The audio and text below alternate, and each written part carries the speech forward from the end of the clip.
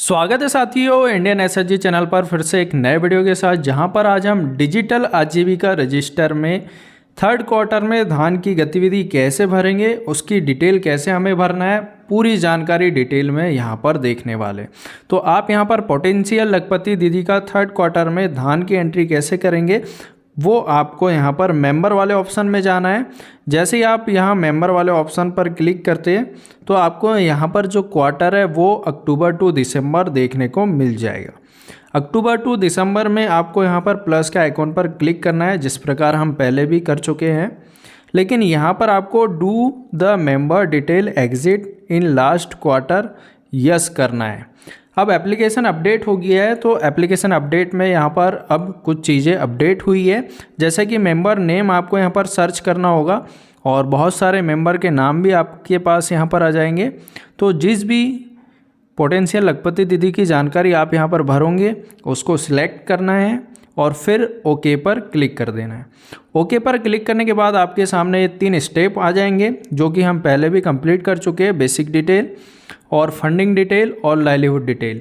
लेकिन इसको आपको थर्ड क्वार्टर में भी भरना है, क्योंकि कुछ चीज़ें यहाँ पर चेंज हो सकती है, कुछ चीज़ें यहाँ पर आपको नई देखने को मिल सकती। बेसिक डिटेल पहले से यहाँ पर कंप्लीट है, जैसे कि ग्राम पंचायत का नाम, village, SHG name, SHG code और पोटेंशियल लखपति दीदी का नाम। इसके बाद हमें नीचे सेव एंड कंटिन्यू पर क्लिक करना है और प्रोसीड पर क्लिक करेंगे। प्रोसीड पर क्लिक करने के बाद फंडिंग डिटेल आपको यहाँ पर भरना होगा।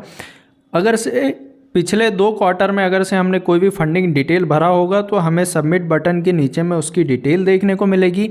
और कोई भी फंडिंग डिटेल हमने नहीं भरा है और इस क्वार्टर के बीच में इस दीदी ने समूह से किसी भी प्रकार की राशि ली है तो उसकी जानकारी आप यहाँ पर भरेंगे। तो हम लोन का डिटेल यहाँ पर ले लेते हैं। कैपिटल सोर्स जो है वो एसएचजी है और टाइप ऑफ कैपिटल यहाँ पर सीआईएफ है और सीआईएफ का अमाउंट यहाँ पर 10,000 रुपये है। इस प्रकार से हमने यहाँ पर ये जानकारी भर दी। सबमिट पर क्लिक करेंगे, आपको नीचे में लोन डिटेल देखने को मिल रही होगी और एडिट और डिलीट का भी ऑप्शन देखने को मिल रहा होगा। नीचे सेव एंड कंटिन्यू पर क्लिक करेंगे, जहाँ से हम लाइवलीहुड डिटेल भर सकते हैं। अब हमें धान की जानकारी भरनी है, वो भी यहाँ पर खरीफ की जानकारी है, तो हम यहाँ पर फॉर्म पर क्लिक करेंगे और फॉर्म पर हमें क्रॉप बेस्ड एग्रीकल्चर वाले ऑप्शन पर क्लिक करना है। इस ऑप्शन पर आपको टिक करना है। इस पर हम टिक करके नीचे सबमिट कर देंगे। सबमिट करने पे आपकी यहाँ पर पार्टली कंप्लीटेड ये जानकारी आपकी बेसिक डिटेल के साथ कंप्लीट हो चुकी है। इसके बाद हमें 3 डॉट पर क्लिक करना है। 3 डॉट पर जैसे हम क्लिक करेंगे हमें लाइवलीहुड एक्टिविटी वाले ऑप्शन पर क्लिक करना है। सेकंड नंबर का लाइवलीहुड एक्टिविटी वाले ऑप्शन पर आप जैसे ही क्लिक करेंगे आपको यहाँ पर क्रॉप बेस्ड ऊपर में लिखा आ जाएगा, इस पर आपको क्लिक करना है। एक बार फिर से मैं बता दे रहा हूँ आपको, यहाँ पर आपको इस वाले ऑप्शन पर क्लिक करना है। जैसे ही आप इस पर क्लिक करेंगे नीचे ऐड सेशन का ऑप्शन आ जाता है। नीचे ऐड सेशन पर हमें क्लिक करना है। इस पर क्लिक करने के बाद आपको यहाँ पर पूरी डिटेल डालनी है धान की कि आपका जो सेशन है वो कौन सा है, खरीफ का है या रबी का है। तो हम यहाँ पर सिलेक्ट कर ले रहे हैं। आप यहाँ पर सिलेक्ट करेंगे सेशन में हमारे पास अभी वर्तमान में जो है खरीफ की जानकारी है, तो हम यहाँ पर खरीफ को क्लिक कर लेंगे। क्रॉप का नेम आपको यहाँ पर स्क्रॉल करना है। स्क्रॉल करने पे बहुत सारी आपको यहाँ पर फसलें दिखाई देगी। आपको यहाँ पर राइस सिलेक्ट करना है। जैसे ही हम आर वाले ऑप्शन में आते हैं यहाँ पर आपको राइस देखने को मिल जाएगा, जो कि ये है। राइस को आपको सिलेक्ट करना है और इसके बाद इसकी पूरी डिटेल जानकारी भरनी है, जैसे कि इनकम। अब इनकम में आपको यहाँ पर इसकी जानकारी भरनी है, जैसे एरिया यूनिट में बताना है, एरिया अंडर क्रॉप कितने एरिया में। तो ये सारी डिटेल आपको मैं पूरा कंप्लीट करके बताता हूँ। जैसे एरिया यूनिट में आप क्लिक करेंगे, एकड़ सिलेक्ट करेंगे।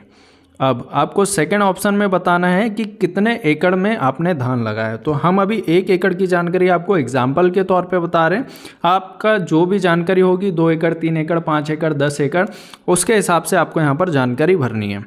प्रोडक्शन यूनिट हम यहाँ पर क्विंटल लेंगे, क्योंकि जो प्रोडक्शन की यूनिट हमने गिन के रखा है वो क्विंटल में है।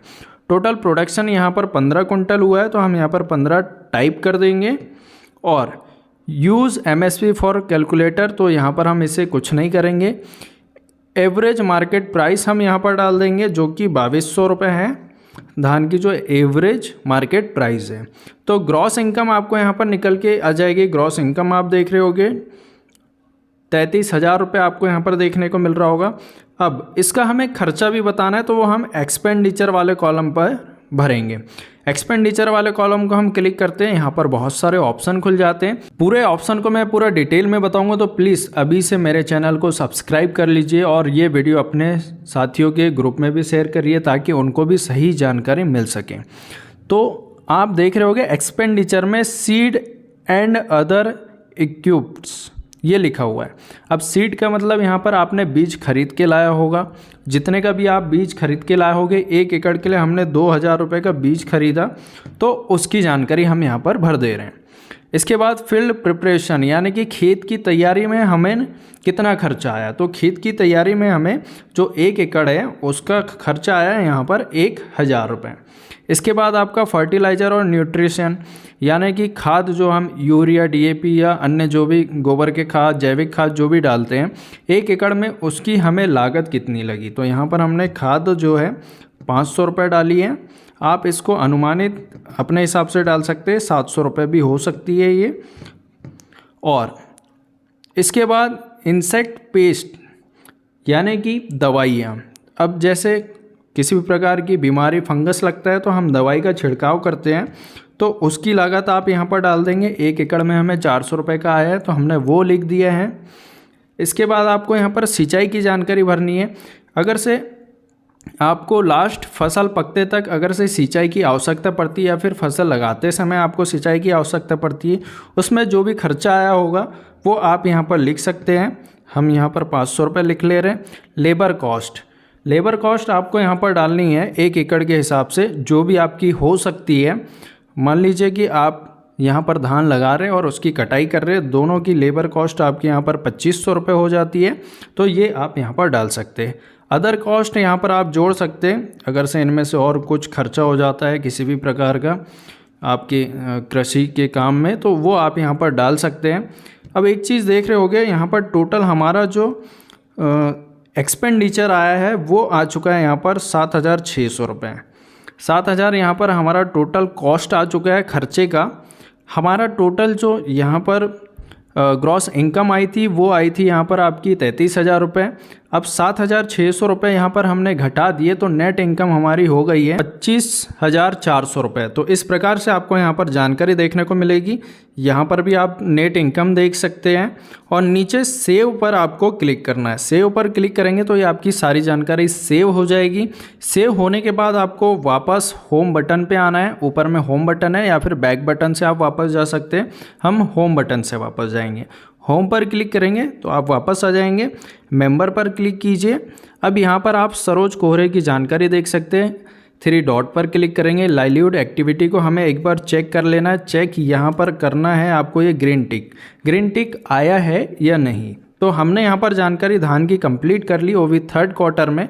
वापस से हम होम बटन पर क्लिक करेंगे एंड मेंबर पर जाएंगे। अब आप देख रहे होंगे कि यहाँ पर इनकी प्रोफाइल, यहाँ पर प्रोफाइल कंप्लीटेड लिख करके आ चुका है। 3 डॉट पर क्लिक करेंगे। बीपीएम को वेरीफाई करने के लिए हमें भेजना है। 3 डॉट पर क्लिक करेंगे। इसके बाद सेंड फॉर अप्रूवल पर क्लिक करना है हमें। इस ऑप्शन पर आप जैसे क्लिक करेंगे ये मेंबर को लॉक लग जाएगा और बीपीएम की आईडी पर वेरिफिकेशन के लिए चला जाएगा।